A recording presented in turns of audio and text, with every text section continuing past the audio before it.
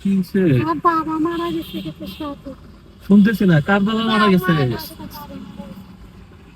এর বাবা মারা গেছে,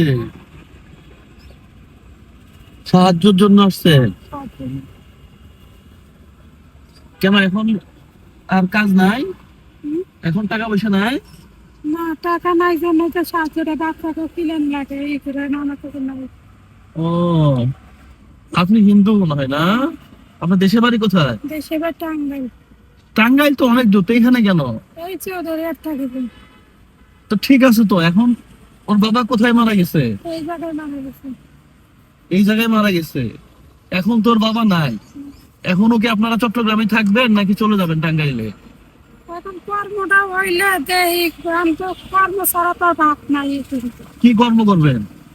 আমি তো আমরা তো বাসাবাদ কাজ করি, আমি চার বাসায় কাজ করি। তো এখনো করেন? এখন কর্ম না হওয়া পর্যন্ত আর পারতেছি না, আমাকে এটা একটা সুইচ বুঝছেন না, আচ্ছা। বাবা মারা গেলে 1 মাস আর কি কর্মটা না হওয়া পর্যন্ত আমি কোনো বাসা বাড়ি ঢুকতে পারতেছি না। মানে 1 মাস পরে ঢুকতে পারবেন, এর আগে ঢুকতে পারবেন না? আচ্ছা, এটা ধর্মীয় ভাবে এটা হ্যাঁ নিষেধ আছে নাকি? ও, তোমার নাম কি? সুজন দাস। আচ্ছা, কতদিন হইলো মারা গেছে?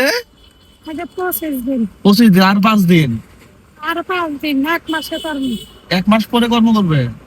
আর 5 দিন চলার টাকা দিয়ে দিই। হ্যাঁ?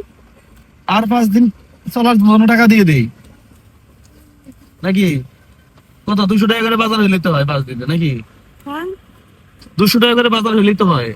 আমরা মনে করো তুলি 4-5 টাকা তুলে যাই গে, বাচ্চা খিলেন লাগে, ঘর ভাড়া আছে। ঘর ভাড়াও আছে তো, হ্যাঁ।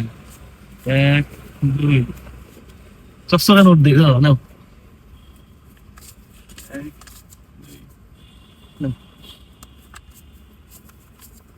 নাও। কয়টা হয়েছে? 4টা না 3টা? 3টা দিচ্ছি। 2, হ্যাঁ 4টা না? 1, 2, এই 5টা। তাহলে 5 দিনে বাজার হয়ে গেল। হ্যাঁ, ঠিক আছে, তাহলে তো খুব খুশি। এই, কি আব্বুর জন্য খারাপ লাগে? আব্বুর জন্য খারাপ লাগে? হ্যাঁ, ঠিক আছে তাহলে যান। হ্যাঁ, আল্লাহ আপনার ভালো করুক। ঠিক আছে।